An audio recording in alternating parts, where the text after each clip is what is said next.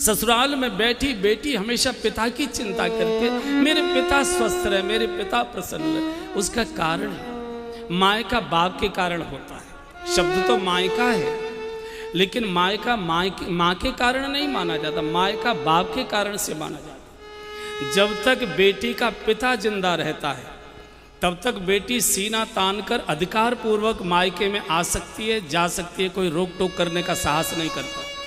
लेकिन पिता की मृत्यु के बाद माँ चूँक भैया और भाभी के अधीन हो जाती है तो मायका फिर भैया भाभी की इच्छा से मिलता है, अधिकार पूर्वक नहीं मिलता। इसलिए आपने देखे होंगे प्रसंग, जब किसी की माँ की मौत होती है बेटी रोती तो है लेकिन अपने को संभाल लेती है। लेकिन जब उसको समाचार मिलता है कि मेरे पिताजी नहीं रहे, मेरे पिता की मौत हो गई, इतना रोती है, इतना रोती। और जब पहली बार पिता की मृत्यु पर अपने मायके में आती है, दहाड़ मारती आती है, हाँ करती आती है और सबसे पहले अपने घर के मुख्य द्वार पर पछाड़ खाकर गिरती है। बहुत देर तक देहली पर पड़ी रहती है। उसको लगता है अब ये देहली मेरे लिए पराई हो गई, अब इसमें मैं स्वेच्छा से नहीं आती, आज सकती जा सकती। इसलिए बाप के लिए बेटी बहुत रोया करती है। हमारे पूज्य बापू कई बार सुनाया करते हैं कि किसी की बेटी को दुख देना हो,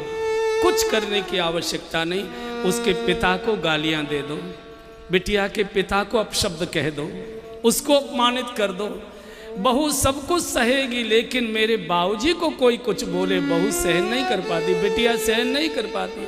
सास के पास जाएगी, पैर पकड़ेगी, रोएगी, माफ़ी मांगेगी, माता जी मुझे डांट लो, मुझे फटकार लो, मुझे भूखी प्यासी रख लो, मत बहू का दर्जा मुझे दो, मुझे नौकरानी जैसा मान लो, लेकिन मेरी सौगंध आपको लगे मेरे बाबूजी को कुछ बोलना नहीं, आपको पाप लग जाए।